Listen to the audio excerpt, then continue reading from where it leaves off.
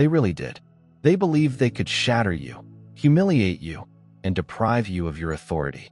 They came at you with all they had: lies, manipulation, and smear tactics, even dragging your name across locations you've never been. And yet, here you are, untouched, unshaken, unstoppable. They transformed your life into a show. I hoped you would fall beneath the weight of their adoration. But let's get real. They merely played themselves. These are the same ones that laughed, murmured, and nodded along. And now I'm side-eyeing them. I'm wondering why they're so obsessed. And you? You've been watching, documenting, gathering receipts. Like it's payday. They labeled you insane. But now they're the ones spinning, tripping over their own inconsistencies, watching their deceptive empire crumble in real time. You were never intended to blend in. You were never intended to shrink. You were the storm that they hoped would not arrive. And now it is too late for them. Because when they came for you, they didn't simply start a battle with another individual. They chose a war with fate, and destiny does not lose. They created a great illusion, one so precisely designed that even the most astute brains were fooled. Every word they said carried the weight of manipulation. Every story they spun, designed to hide the truth under layers of deceit. The picture they presented was perfect, a tapestry composed of partial facts and handy falsehoods. And for a time, it worked. Whispers spread, assumptions have cemented, and the narrative they fed, the globe took root. However, illusions, no matter how skillful, have a life cycle. The first fissures come as transient misgivings, small cracks in the basis of their falsehood. A misstep in their statements results in a contradiction. They went unnoticed, but keen ears caught on. Something does not make sense. A shadow of anxiety flickers across talks. Before belief becomes examination, there is a moment of pause. Then, as if a curtain has been removed, comprehension dawns. They were never the ones that exposed the truth. They were the ones who buried it. Every falsehood they said was intended to strengthen their hold on the narrative, to reinforce the impression they badly wanted others to have. However, in their preoccupation, they neglected to see what was happening. Their efforts to obliterate you resulted in just their own reflection on show. And those who before nodded along started to exchange looks. It is too much. The preoccupation is clear. The endeavor to be deliberate. The craving for control. Too apparent. What seemed to be planned whispers now sounds like frantic gasps. Their own fabrications become chains around them. They believed they were the architects of your ruin. Instead, they created a monument to their own concern. There's no more hiding it. People notice how their discussions gravitate towards you, how your name stays on their lips. They are unable to shake their fixation. And what began as peaceful delight turns into pain. They haven't even recognized it yet.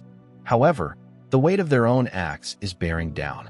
And the realization, when it arrives, will be irrevocable. It starts quietly. A casual remark, a forced jest. A casual remark infused with something harsher. Dismissible at first. Just another voice in the background. But suddenly a pattern develops. Regardless of the subject or environment, the discussion always bends in your favor. A moment of appreciation for someone else shifted a subject unrelated to you. Yet again, your presence fills the room like a ghost haunting their thoughts. And it does not go unnoticed. People exchange stares. Whispers convey a fresh tone. And an unsaid query hangs in the air. Why do they care so much? The focus turns not to you, but to them. It's strange how their speech alters and how their countenance hardens. Whenever you are discussed, this isn't just resentment. It's something deeper, more devouring. They're not simply talking about you. They are defined by you. And once seen, the truth cannot be unseen. If your heart is overflowing with God's blessings, let that love radiate. Click this super thank you button and donate $1 or more to sow seeds of faith that will touch countless lives. Your giving exemplifies His richness. Be a channel for His grace and watch His kingdom grow through you. No weapon made against you will flourish, and every mouth that rises against you in judgment, you will condemn. The name is Isaiah. They believed they could curse you, but God had already blessed you. They planned in the shadows, but light always reveals darkness. They spoke your name like a spell, seeking to bind your spirit. No man, however, can ruin what God has ordained. When you are picked, you are not required to raise your voice. Your presence alone is louder than their allegations. You don't need to show your value. Your entire existence demonstrates that favor is on your life, and it is what consumes them alive. You weren't expected to survive the fire, yet you walked out with no traces of smoke. They believed they could shake. You expected their falsehoods to uproot. You believed their plots would destroy you. But how can one move someone who is anchored? How do you shake the unshakable? Every effort to unsettle your spirit fails under its own weight. And the hush, oh, it's tormenting them. They anticipated anger. They sought retribution. They needed to respond. Instead, they are confronted with nothing but the crushing weight of their own irrelevance. So they scramble. They claw. They tell fresh tales, attempting to reclaim what is passing through their fingers. Nonetheless, you stay unharmed. They may sense your presence even if you are not in the room. They are laughing, chatting, and going on as if you never existed, until they are unable to help themselves. It's an ache that they can't scratch, a shadow they can't escape. Your name escapes their lips like a broken plea. They anticipate the standard nods of agreement, the quiet joy of approbation that once came so effortlessly. But something has changed.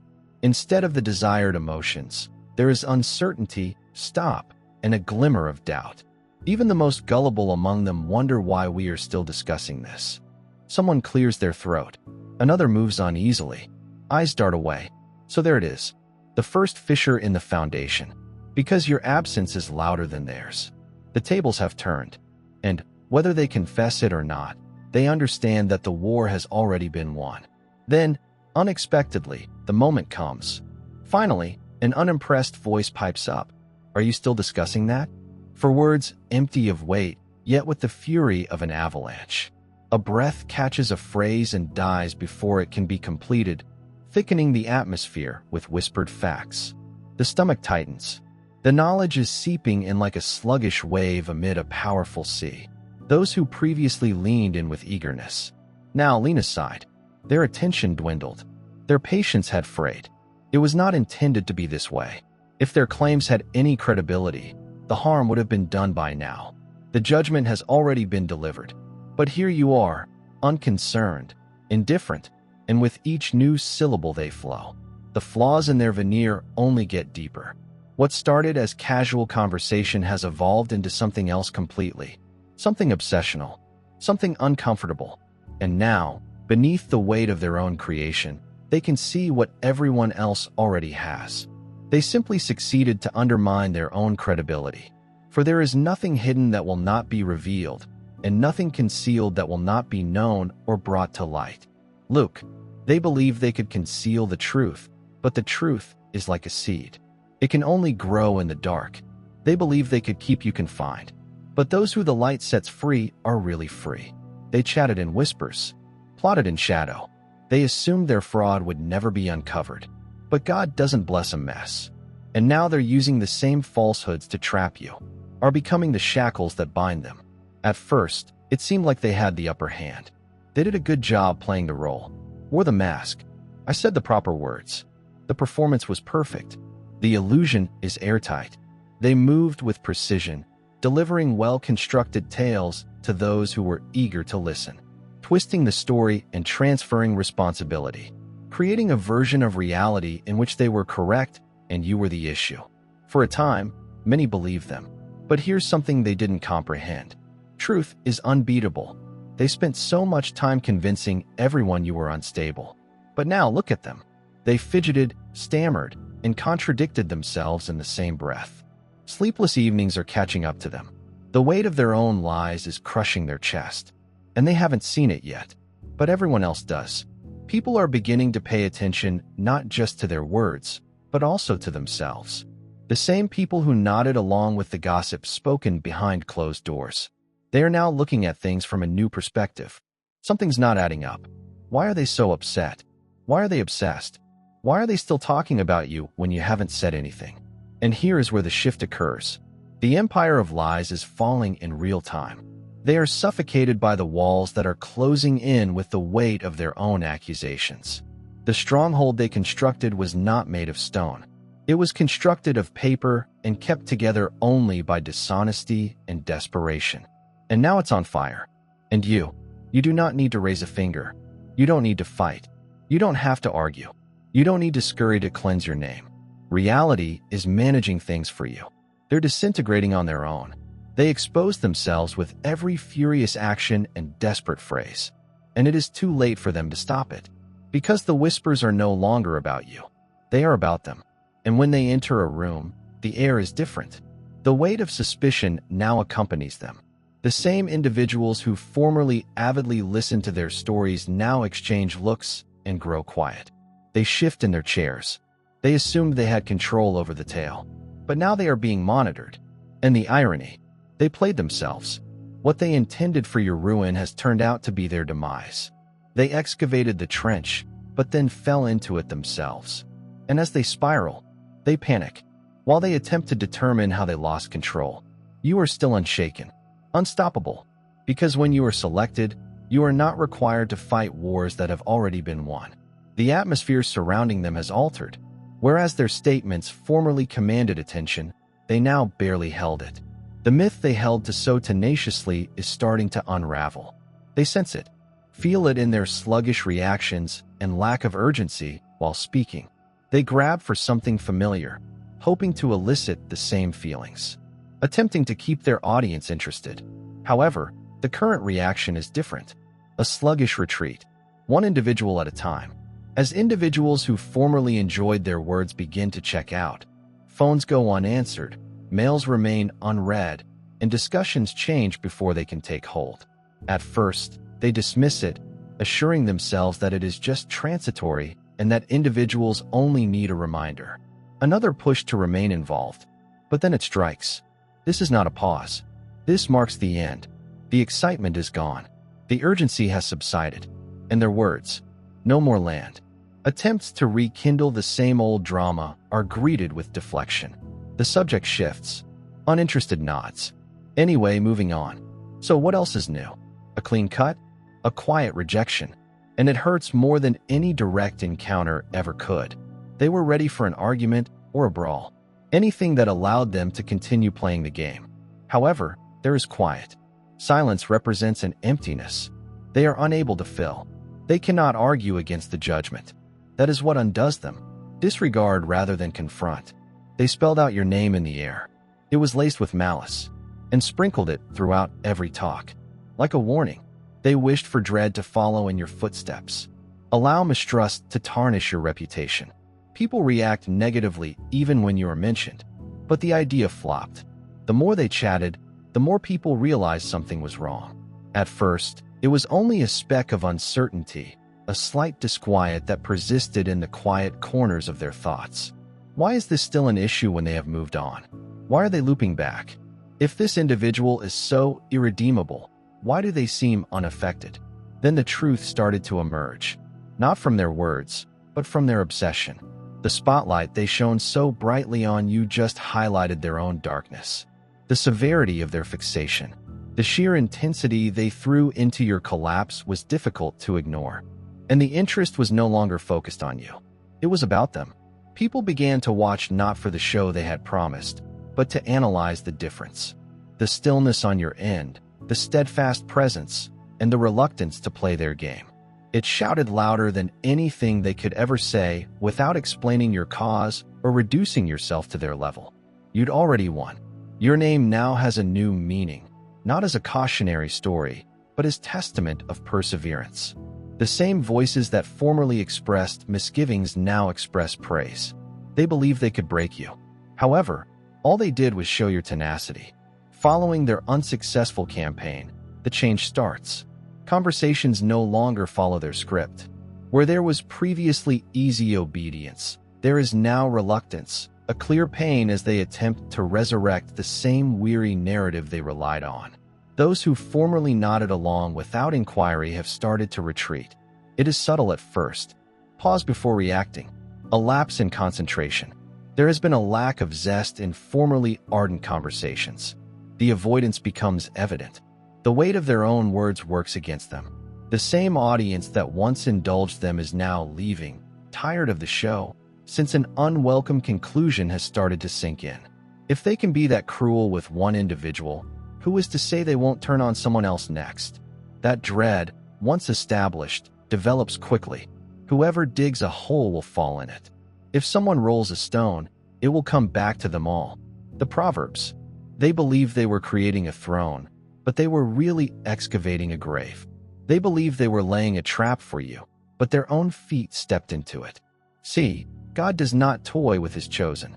And when individuals spend their days scheming, deconstructing, manipulating, and telling falsehoods, there comes a time when that same energy turns against them.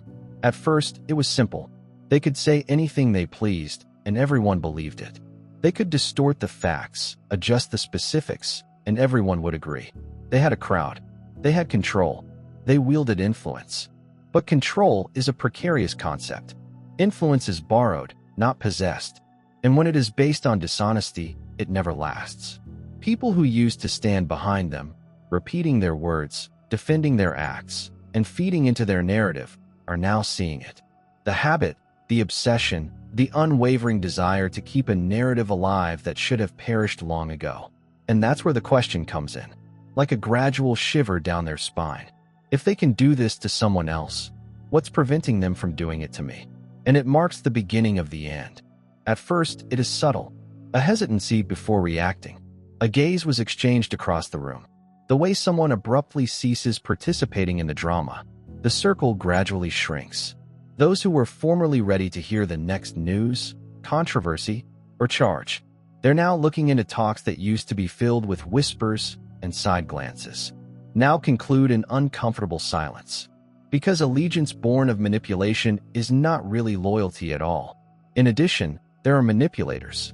Oh, they know when they are losing their grasp. Nothing scares them more than irrelevance.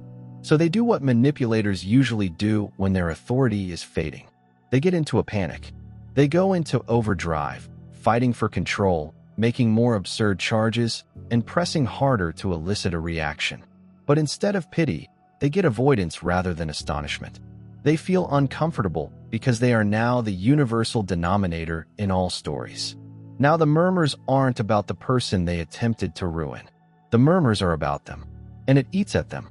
They can sense it when they enter a room. The air changes. The energy is different. People do not lean in anymore. They draw away. The same audience on which they flourished is suddenly backing away, understanding that the person who labeled everyone else the enemy may have been the actual issue all along. And then it strikes them. It is over. Control, manipulation, and influence. It is everything sliding through their fingertips. They don't know how to survive without controlling the narrative, having others listen, and being the focus of attention. However, they burned too many bridges. They played too many games, and now they're the ones left standing in the rubble of their own demise. And the greatest part? You never had to move a finger. You did not have to retaliate. You didn't have to plot. You did not have to bear the brunt of their own conduct. I did all the work for you.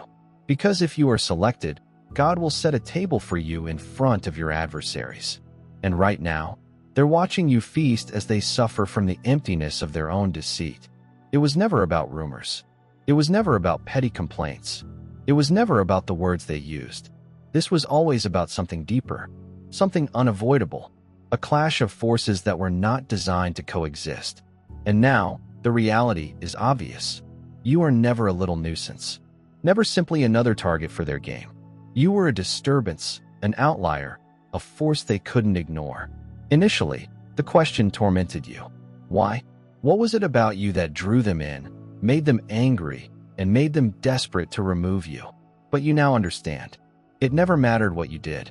It was about who you were. Something about you made them uneasy. Something in you made them feel vulnerable, inadequate, powerless. So they battled hard, relentlessly, thinking they might make you shrink, thinking they could distort your image sufficiently to diminish your presence.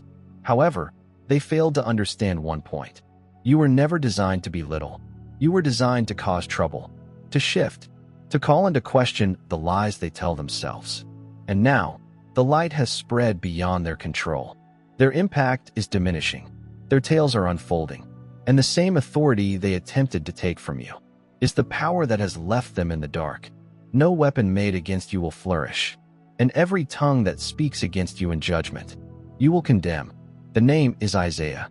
They believe they could write the conclusion to your narrative, but God has already written the last chapter.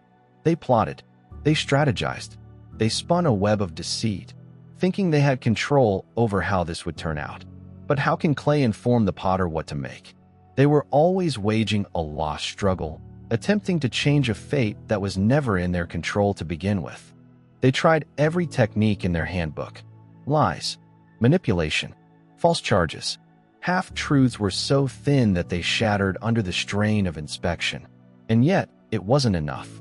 They were watching, confused. You were frustrated as you continued to stand. Unbothered, undeterred, unstoppable. At first, it seemed like they had the upper hand. Their voice sounded louder.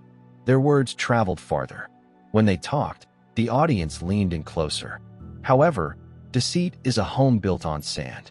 And when the storm arrives, it collapses quickly. They were standing at the top for a minute, confident and invincible. Next, the earth underneath them fell away. Their lie-based kingdom crumbled. They can now feel it. The change in the atmosphere. The anxiety in the room as they go in. The same folks who formerly enjoyed their remarks now pause before agreeing.